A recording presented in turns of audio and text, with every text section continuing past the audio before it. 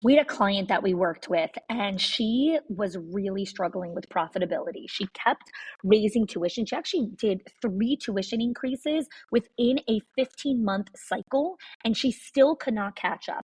So I helped her work with our 6 money leaks in schools, and she only used 3 of the 6 money leaks and cut her expenses by 50%. 50. She did not fire anyone. She did not slash any of her programs, and she did not work more hours. Again, the 6 money leaks are not hacks or spreadsheets. These are patterns. They are small decisions that feel so normal that your school does, but they quietly drain your school's profit. So if you've ever wondered why you're working so hard, but still not seeing the return, this is your first step to clarity. Click the link in the show notes and find out what it's actually costing you.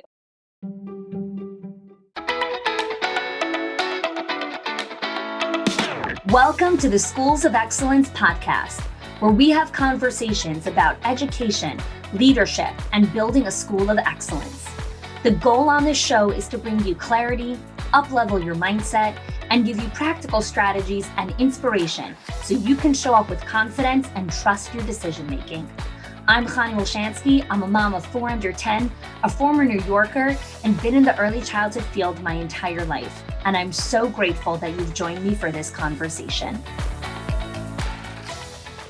Welcome back to the Schools of Excellence podcast. I'm excited to be here with you all again. We took a couple of weeks where we did some reshares of some of our most downloaded episodes, and we just came back from the Summit of Excellence, was last week at the date of this airing.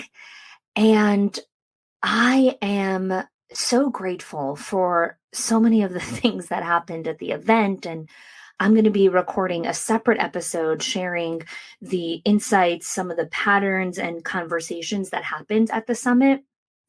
This episode is episode 75 of the Schools of Excellence podcast, and it is also the celebration of our 1-year anniversary of the podcast launch.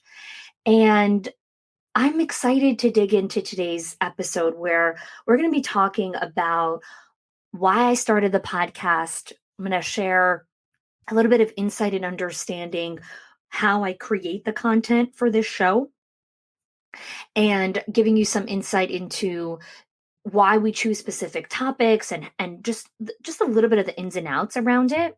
I'm also going to be sharing some of the growth that we've seen in the show and really understanding how and why we need to celebrate milestones.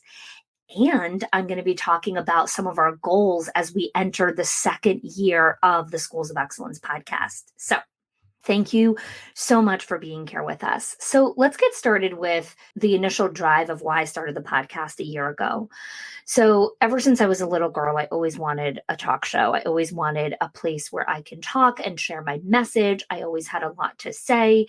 And when I finally had this opportunity to create a podcast, it was this real powerful opportunity to share the Schools of Excellence message with the world. And a lot of the topics that we choose to broadcast and delve deeper on this show come from the consistent conversations that I have with school leaders. So many of you know this about me if you've been to our events or if you work inside our Directors Inner Circle or our Owners HQ program, where I share that I go back and re-listen to the hours and hours of coaching calls that I have with clients. And the reason I go back is because I go back to listen and look for patterns. What are the topics that keep coming up? How can I create better, deeper, richer content, training, or questions that help leaders go deeper and move forward in their leadership? One of the things that I committed to when I started the podcast is that this podcast wouldn't be about childcare or early childhood education. This podcast is about leadership. It's about who you are, how you want to show up in the world. And I wanted the Schools of Excellence podcast, which is our voice to the world, to be so much bigger than the next childcare trend or tactic. I really wanted to help leaders think critically, ask better questions, and lean into hard conversations to change their lives. And 1 year into the show, I'm really proud of what we have produced over the last 12 months. Because again, the conversations that I have with some of the leaders on the show and the content that we create in our solo episodes are never just about the next trend or tactic. This is about really going deeper into who you are and the important mission that you have in this world as a school leader. When I sit down to create podcasts or any content, the first lens that I'm looking through is mindset before mechanics. Okay, mindset before mechanics. You don't need more tips and tricks in your life. Tips and tricks are always available. And the next trend or the next hack is not where your breakthrough happens. Your breakthrough doesn't happen when you finally learn how to post on Indeed. Your breakthroughs don't happen when you finally, order that expensive piece of furniture. Those are trends, hacks, and tactics. Your breakthroughs happen from asking a different question. From asking, is this the problem I'm trying to solve? Your breakthroughs happen when you lean into community, when you lean into the hard conversation, when you ask questions, is this the root of the struggle and the obstacles that are happening in my center or my life? Or is there something that's kind of surface level now and I need to dig deeper? That's what this show is about. That's what celebrating the 1 year anniversary of this podcast is about. It's about bringing a message into the world that leadership is not a goal.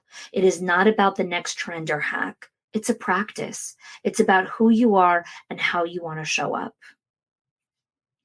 I heard a recent study that was conducted on mental health challenges, and the doctor was sharing this study. I heard it on the radio, so I don't remember all of the details on it, but the doctor was sharing how your average person waits 10 years before seeking help for a particular struggle. He's talking about how on average, when they looked at the data, it takes 10 years after the initial trauma or grief or whatever it is before a person starts realizing, oh, this is what's holding me back.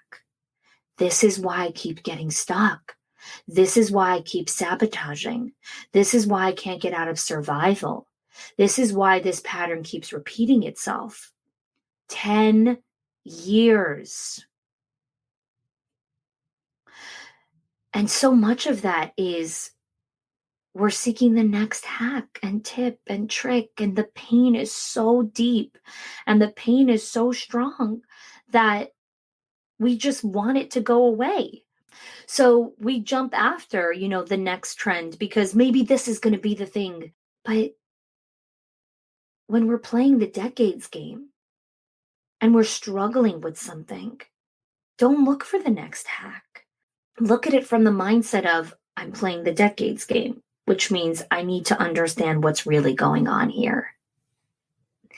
And when we create content for the show, when we create content for our clients and our directors program and our owners program, I want to help leaders think critically. I want to help leaders understand the quality of the questions that they're asking so they understand how to diagnose the problems on their own. I've always told people, I'm not the tactics girl. Don't come to me for tactics. This is where you will have a breakthrough in who you are, what you want to do, what your values are, what your mission is, what your vision is. This is where you're going to find community and support. And you're not going to be alone. And this podcast has really brought so many people together. Has it allowed me to connect with people that I would have never known or never seen or heard of? Someone who I'm flying to next week to deliver an in-person leadership day training. She found us on the podcast. She was following the podcast and then she reached out for a conversation. And now I'm flying down to see her team in person. We're doing a leadership day training. And so I want to talk about when we set goals from the lens of the decades game and not instant gratification, right? And then we learn to celebrate these small milestones, how that really helps us connect with our long-term game, right? Because if I went into every episode thinking every episode is going to be a slam dunk, I mean, one, that's just setting up for massive failure and disappointment. And two, it's kind of arrogant to believe that every time you go up to bat, you should win. Let that sit in for a second. Every time you go up to bat to take a hit, you should win. And there's a lot of leaders that believe this. Every time they open a new location, it should be seamless. Every time they hire someone new, it should be perfect. Why? In what world do you feel that you deserve or expect that every single thing should always work out for you, no matter how hard you work? Failure is part of the game. Setbacks are part of the game. You only get out of the game when you choose to quit. This is a powerful mindset shift when you're learning how to celebrate and you're learning how to reflect and really be a leader. You need to learn how to recognize that, oh, okay, this failure is part of the process, and sit with it and not let it send you into a tailspin. I want to share with you a story about a client of ours who started in our directors in our circle and moved her way into our Owners HQ program when we opened that up as well. Lacey Griffin is the owner of the Growing Room Preschool in Cincinnati, Ohio. And when she first came to the Summit of Excellence, she was working 80 hours a week. She had high blood pressure and was just working way harder than she needed to. She was just trying to wing it, trying to stop all the chaos that was happening in her center.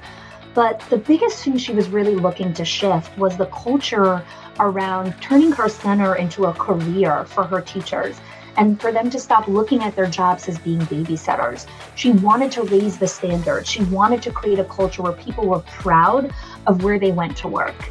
So I want to share with you Missy's story here. We grew really rapidly and we hired a big chunk of people at once.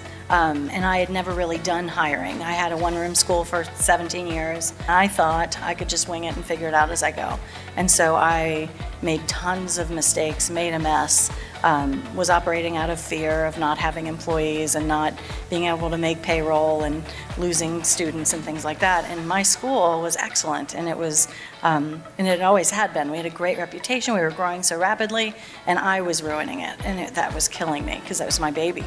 And so I went online and tried to figure out what I was going to do about that, and repeatedly saw Connie's name. So I was like, all right, I was looking for a book or something. Like, I didn't even know these kind of things existed. So I came last year, and I remember sitting out there and looking at the women up here that were on the inner circle, and I was just thinking, wow, they're running really great schools, and I'm not, and I'm going to get there. And so my biggest epiphany was I didn't have to dumb down and take anybody. It was an excellent school, and I needed to remind myself of that. And it was a pleasure it's a privilege to work there. So, and because it is an awesome school, and so I needed to meet my standards for that. And so what I started doing was creating the standards of excellence through the program, and it was life-changing. And makes me want to cry a little.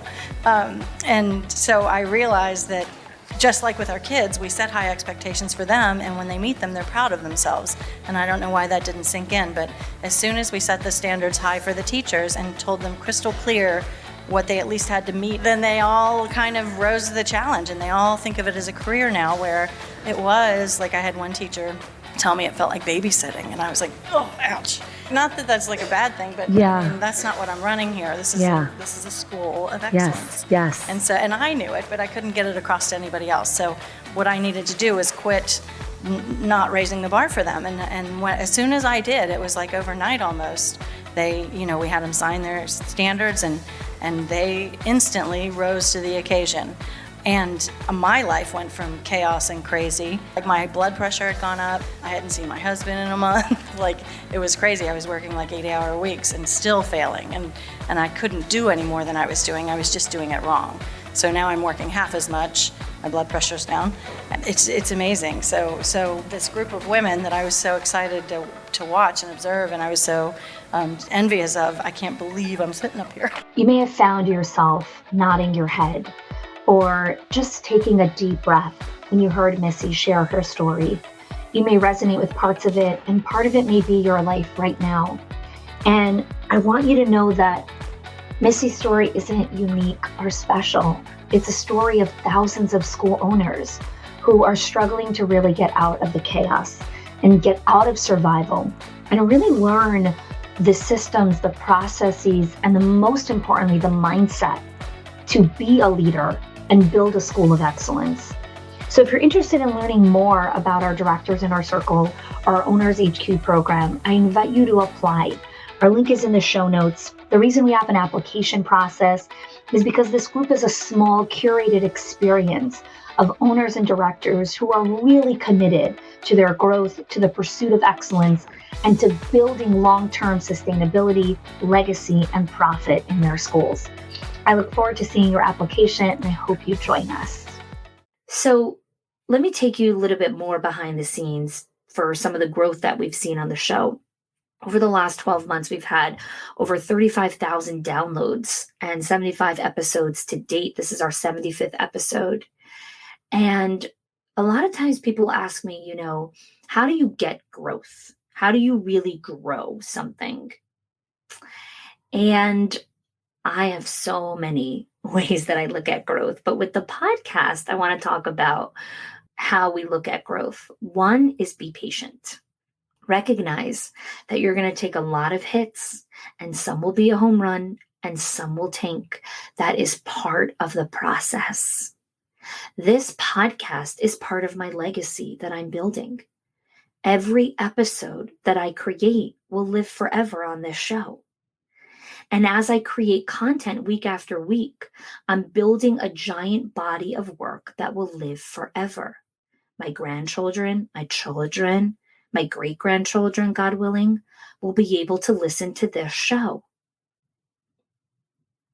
I remember a TV host was once interviewing Kevin Bright. Kevin Bright is one of the creators of the hit sitcom Friends.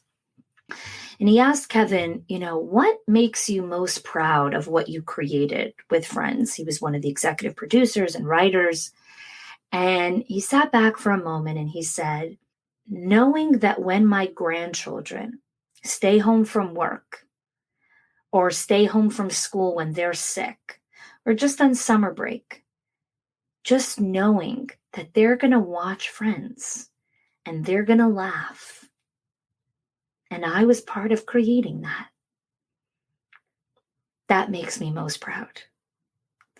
A big part of his legacy is creating something that brings laughter to millions of people around the world. This podcast is part of the legacy that I'm building bit by bit. I know that the impact that this show has on leaders around the world, I know that whatever path my children choose in life, they will be leaders.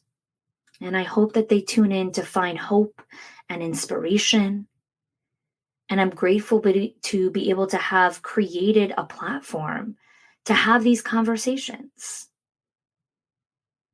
So one of the other things that I want you to think into is part of celebrating big milestones, like a 1-year anniversary, is how is this tied to your legacy? How is this created to the legacy that you're creating? And 1 year into the show, again, I'm playing the decades game. We're 1 year in, 75 episodes, and we're building legacy. I want you to think about why it's important to pause and celebrate, and how you really build this into your schedule. I'm taking an entire episode to focus on the importance of celebrating this important milestone of a 1 year anniversary and reflection. And celebrating milestones is such an important part of reminding yourself that you're making progress and that you're on this amazing journey. When we don't pause to celebrate wins, all we see is the negative. All we see is where we're struggling and where things are hard. And let me tell you, life is hard. Hard. It gets easier. You become wiser. You can lean in to the challenges when you learn how to celebrate milestones, when you learn how to recognize your achievements and how far you've come, and that you're still in the game. You're still in the game. I'm only 1 year in. Like, we have so many goals for the next year that I'm going to share with you, momentarily. But celebrating these milestones is this opportunity to recognize you're on the path. And there's no end goal. It's the journey in the pursuit of excellence. And that's why this is called the Schools of Excellence podcast. So I want to share some of the reviews and personal notes that we've received as the episodes have aired. And if you haven't had a chance to rate this podcast or leave a review, we would so appreciate you take the time to do that, because reviews help us rank higher in Apple Podcasts and help other school leaders find out about the show. So I'm going to read one of these reviews with you. This is from someone named C. Abruzzo. I started with episode 1 and listened in my car while on the way to do all the things. I listened and absorbed up to episode 19, and now I've gone back to start all over and really listen and take notes. I purchased a few of the Schools of Excellence products to up-level myself and my team, and now the work needs to be done. Putting my staff as number one priority because nobody else can or should be there. Thank you for the guidance and leading me without even knowing me, but you actually do. So thank you, Carrie, I think it is, for sharing such a great review on our podcast. One of the other episodes from Robin, Hani's podcast builds a bridge between our personal life and our professional life. She sees and leads us to see the subtlety and nuanced changes that occurs when we make an effort to know ourselves. The topics that are presented begin with a positive title, something many of us would like to describe ourselves. Then she leads us down the numbered path to the place where we can see ourselves residing, both as leader and a fulfilled individual. She gives particular care to include private examples from her own life. These make the doability of the suggestions real. Each podcast is like sharing a cup of tea with a dear friend. Thank you, Robin, for this review. And we have so many other dozens and dozens reviews. And thank you to every single one of our listeners, people who've subscribed to the show, people who listen to the show every single week. I'm grateful to be able to spend this time with you. And while I know that you're listening and it's not a dialogue or a back and forth conversation, I still think there's a lot of connection in these moments. And I thank you for inviting me into your world and for really opening your heart and mind to be a vessel to learn what it is that we want to share with you. And for taking the time to believe that you deserve to do better and that you want to do better, because the next generation of leaders depends on you and depends on your investment in yourself and in your growth. So thank you. The last thing I want to share with you on today's show is some of our goals for year 2 of this podcast. So I'm going to be inviting some new guests onto the show who are going to share just different perspectives on leadership. So we are going to be doing a specific summer series where we're going to be interviewing very interesting guests. No one from the childcare space. This is going to be industry leaders from other industries. And the goal of the new guests that we're going to be bringing in is going to be an invitation to think critically and be the leader who creates legacy in this world. If you have a specific guest that you would love to hear on the show, or if you have specific topics that you would want to hear more of, I would love if you can drop us a note on my Instagram channel or send us an email to our support team. We would love to hear from you. So thank you for celebrating this 1-year anniversary with me. Thank you for joining us, and I look forward to seeing you on our further episodes. If you are loving the Schools of Excellence podcast and have gotten any value out of it for your school, I would love if you can do 2 things for me. 1, subscribe to the show so you never miss an episode. And 2, can you please leave us a review? Reviews help other school leaders know that this is the place to learn how to build a school of excellence. And I would be so grateful if you can do that for us. Your help and support makes this show to be able to be listened by the thousands of other school leaders all around the world. Thanks so much for listening, for giving us your time and attention each and every week, and I appreciate that you have joined us.